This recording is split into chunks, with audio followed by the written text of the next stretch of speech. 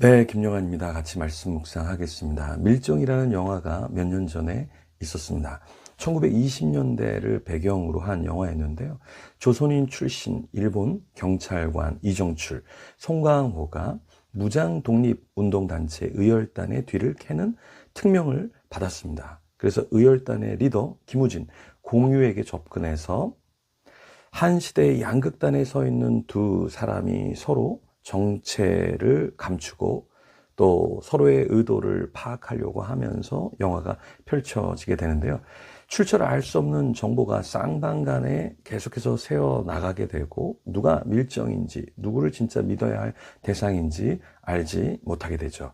의열단은 일제시대에 주요 시설을 파괴할 폭탄을 경성으로 들여오기 위해서 노력을 합니다. 그런데 일본 경찰은 그것을 쫓아서 이제 멈추게 하려고 하는 거죠.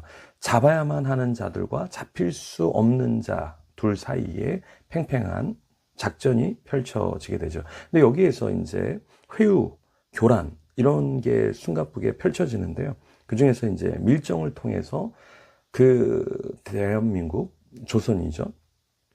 그 나라를 이제 팔아먹고 그래서 일본 쪽으로 넘어오도록 일본이 어떠한 돈을 주죠. 그런데 이 의열단의 멤버 중 한 사람이 결국에 밀정으로 드러나게 됩니다. 그리고 기차 안에서 그 밀정이 이렇게 말했죠. 너 왜 이렇게 우리를 배반했냐? 그러니까 한 번이라도 제대로 독립투사가 제대로 해보고 승리한 적이 있냐? 결국에 승리한 적이 없잖아. 그러니까 해도 안 돼. 라는 말을 했죠. 오늘 본문에도 이런 상황 비슷한 게 펼쳐집니다. 한 번도 제대로 성공한 적 없고 하나님이 말씀한 대로 자신들이 풀려지거나 어떤 축복을 받은 적이 없는 사람들, 그런 사람들이 이제 모세와 아론을 대적하고 또 모세와 아론이 계속해서 광야에서 그들을 이끌 때 힘들게 했죠. 출애굽기 12장 1절에서 12절 말씀 같이 한번 살펴볼 텐데요. 1절에 이렇게 말씀합니다. 여호와께서 애굽 땅에서 모세와 아론에게 일러 말씀하시되. 자, 늘 비슷한 주제로 해결이 안 되는 말을 누가 듣고 있죠? 모세와 아론이 듣고 있습니다. 근데 모세와 아론은 포기했을까요? 밀정이 되어서 애굽에 이 백성들을 넘기면서 자신들만 살려고 했을까요? 벌써 9번째 작전이 실패했잖아요. 바로는 꿈쩍도 하지 않고, 그러면 이제 모세와 아론은 포기를 해야 하는데 절대 포기하지 않고 계속해서 하나님의 말씀을 전파하죠.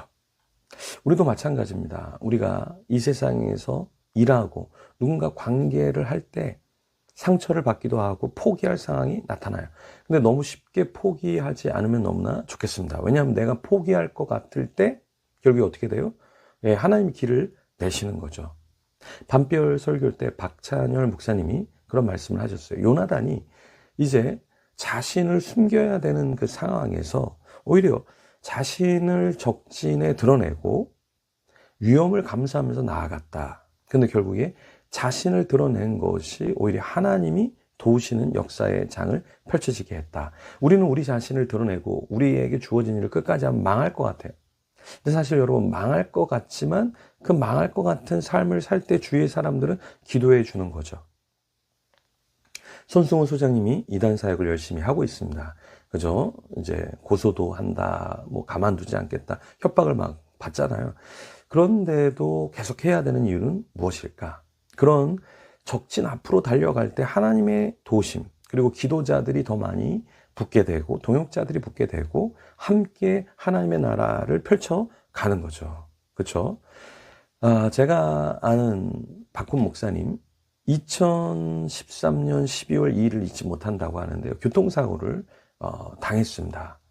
근데 그 교통사고를 당했을 때 이게 자신에게 온 불행한 일이라고 생각을 했는데 그것을 겪고 난 뒤에 오히려 내가 마지막 삶을 오늘 살고 죽을 수도 있겠구나를 깨우치고 그 뒤로 막 전도하기 시작했다는 거예요. 지금도 교회에서 사모님하고 성도들하고 전도를 하는데요.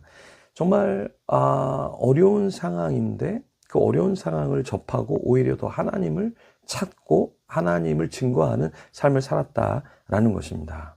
모세와 아론도 어려운 삶을 직면했죠. 백성들이 원망하고 바로도 계속해서 적대시하면서 공격하고 죽이려고 했죠.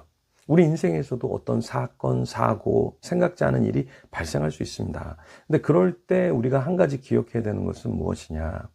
사람들이 나를 따르지 않아. 일이 막혔어. 사건, 사고가 일어났어. 그러니까 나는 포기해야 돼가 아니라 하나님이 나를 도우실 수 있어. 하나님이 나를 도우시는구나. 그것을 알고 계속해서 우리의 주어진 길을 가야 한다라는 것이죠.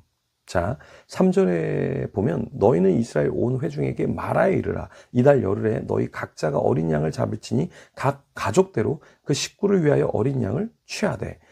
이스라엘의 회중, 그 사람들은 완악한 사람들이었어요. 그래서 오히려 모세와 아론에게 야, 너네가 그렇게 바로한테 이야기하니까 지푸라기도 우리 얻지 못해서 지금 죽을 것 같아. 근데 그런 사람들, 경제적인 손실, 어떤 일에 있어서 손실을 당한 사람들에게 하나님이 뭐라고 말씀하셔요? 너 가. 그리고 그 사람들한테 뭘 얘기하냐면 어린 양을 잡으라는 거예요. 여러분, 어린 양, 이 짐승이 싼 그러한 동물이 아니잖아요. 근데 그것을 죽여서 그걸 취하라? 말도 안 되는 이야기죠. 그런데 하나님의 뜻이 그렇기 때문에 가서 전해야 한다라는 겁니다. 우리가 10의 1을 하나님께 드린다. 성교원금을 드린다. 우리 재능을 드린다. 우리 시간을 드린다. 다 귀한 거예요. 근데 그것을 하나님께 드리는 게 우리에게 있어서 하나님을 믿고 따르는 것인데 그것을 하지 않을 때 그것을 얘기하는 거 쉽지 않습니다, 여러분. 그죠? 우리도 마찬가지입니다. 우리 삶에서 어떤 사람이 범죄를 저지를 때, 어떤 사람이 중독과 우울, 어떤 사람이 무너져 있을 때, 야, 너 그렇게 살면 안 돼. 이렇게 말할 수 있는 사람이 얼마나 될까요? 왜냐하면 그렇게 말하면 나에게 돌아오는 말도 쓴뿌리의 말이 될 수 있고, 저주의 말이 될 수 있고, 관계가 틀어질 수도 있거든요, 사실은. 물론 지혜롭게 그 사람을 생각하면서 배려하면서 좋은 조언으로 타이밍을 잘 잡아서 이야기를 해야 되겠죠. 그런데 우리는 그런 타이밍도 생각하면서 이야기를 잘 하되 안 하는 것보다는 우리가 하는 쪽으로 방향을 잡아야 한다.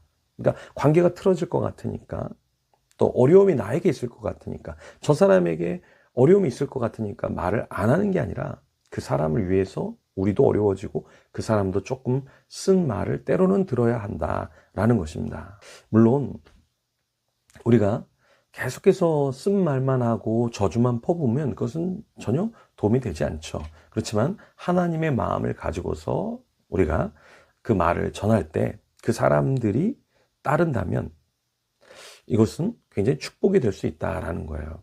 그래서 어린 양을 잡으라고 할 때 그냥 마구마구 잡는 게 아니라 4절에 보니까 그 어린 양에 대해 식구가 너무 적으면 그 집의 이웃과 함께 사람 수를 따라서 하나를 잡고 각 사람이 먹을 수 있는 분량에 따라서 너희 어린 양을 계산할 것이며, 그러니까 하나님이 뭐 무턱대고 야 다 헌신해, 무턱대고 너네 다 나를 위해서 죽어야 돼, 이게 아니라 봐가면서 하나님께서 명령하시고 주님이 필요한 것들 믿음의 분량대로 요구하셨다라는 겁니다. 오늘도 우리에게 주님께서 어떠한 요구, 어떠한 마음을 주실 거예요. 주실 수 있죠. 그럴 때 난 안 돼, 난 안 돼.